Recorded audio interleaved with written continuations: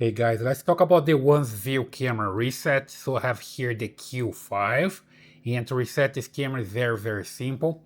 You see here on the back there's a reset button, okay? So the camera LED is blue right now, which shows that the camera is on and it's working. And then you just need to press the button here and hold and observe, so the camera talks to you and also flashes the LED here, okay? So let me just press and hold the button. There we go, just pressing it. Reset is successful. There you go. You see the message and it flashes pretty fast here. Now you just need to wait the camera to boot up, all right?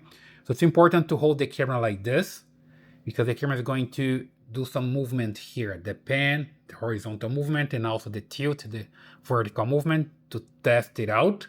And then you just need to wait. There we go. See flashing here again.